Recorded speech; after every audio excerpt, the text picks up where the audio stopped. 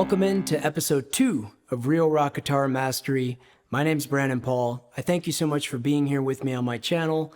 And this lesson is all about speed, but maybe not in the way that you're used to it. Let's dive right into section 1, where I want to address some common problems that a lot of players face when chasing speed, using speed in a tasteful manner. And that's going to be our main objective ultimately in this lesson, is developing your speed with technique, surely, but thinking of it in a musical, tasteful way that's going to serve any situation you're in. So one of the biggest challenges I think people are facing is learning fast licks on YouTube and just having no context thereof. That's just the thing. It's usually done in isolation. There's no band. There's no one to play off of. Because here's the truth. When you play with musicians, or you play with a band, or you play live in front of people, or even if you're playing by yourself to a track, that speed has to serve the feel and the vibe of the song. And here's something that I wish most players realized.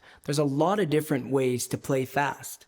Typically, for a lot of players, when they think of speed and playing fast chops, they'll think of fast alternate picking.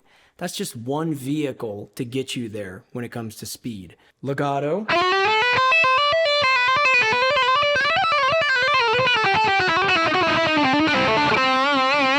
Some sweep picking.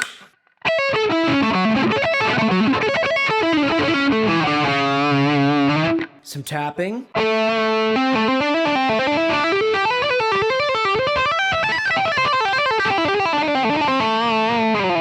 Some hybrid, like I said, I love to do.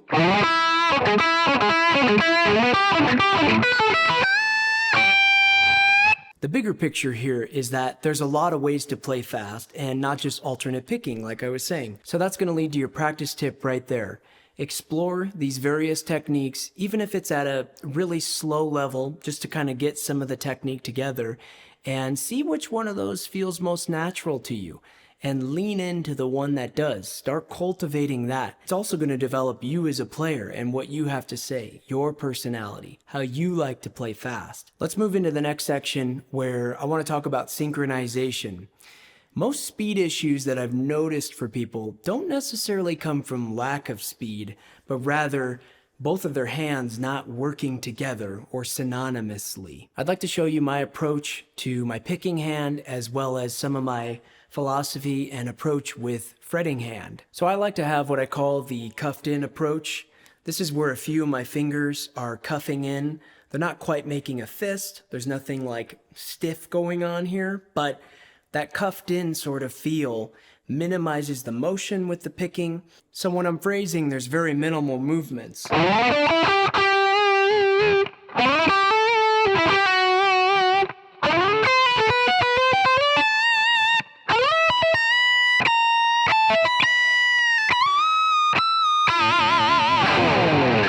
And there is no right or wrong here.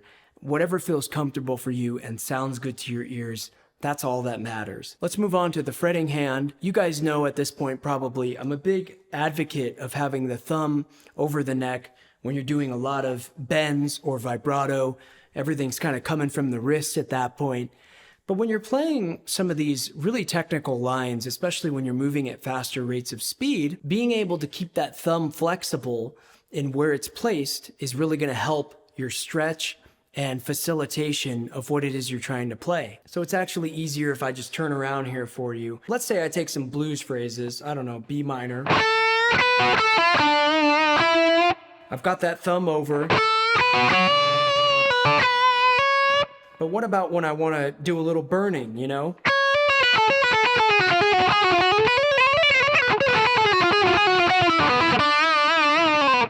I'm simply just kind of lowering that thumb. And a lot of times this is happening in between my phrasing.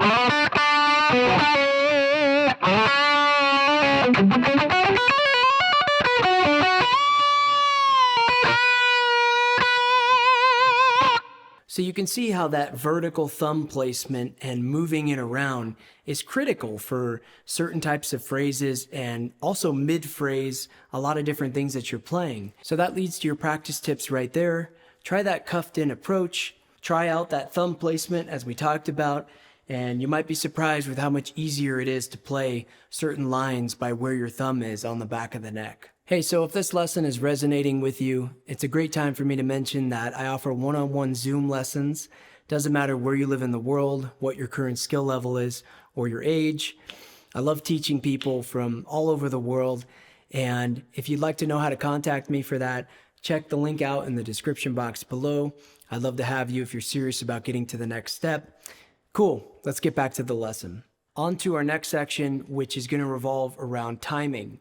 And I'm not really referring to putting on a metronome and practicing all of these speed licks so they're perfectly in time. Most guitar players practice their licks and their speed in isolation. Pro level players, or people that are actually out there kind of doing it, they train in the groove with a band, with a beat, with a pocket. And you can't really achieve that by just putting on a metronome and practicing straight to that. So one trick that I use, especially when prepping for a show and I'm practicing to the songs that I'm going to be playing live, is I like to use the snare drum as my subdivider. That snare drum is going to give you a pulse that you can lean into. There's more communication happening there. You can decide whether you want to lean back more or if you want to go more ahead.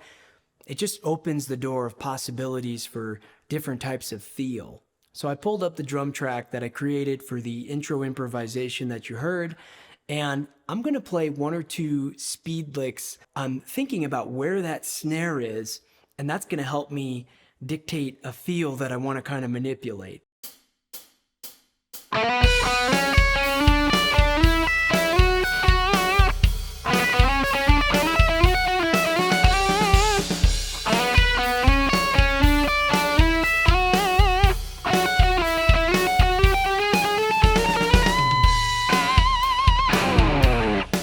So this leads to your practice tip. Pull up a drum groove, not just a metronome. This is a great way to gauge against that snare, that push and pull, the communication, and manipulating the feeling of it as it's happening. This leads us into our final section, which I'm going to call phrase, don't just shred. Let's be real here. Most people don't walk away from a solo thinking, wow, that guy played 4,000 notes. It's usually what's memorable, the phrasing, and how their solo told a story. So in my mind, speed becomes powerful with what surrounds it. When it's non-stop, it just loses impact. It's also about developing a sensibility of space. Great phrasing isn't just about what you play, it's also, and if not more important, about what you don't play. A good way that you can practice this sort of a thing is just to play some phrases and give a good amount of space in between each one. When you go to then play some of your fast licks, you're going to notice that they hit a lot harder because you're giving room to breathe, you're giving space. So I'll try it now to demonstrate, and hopefully you can see what I'm talking about.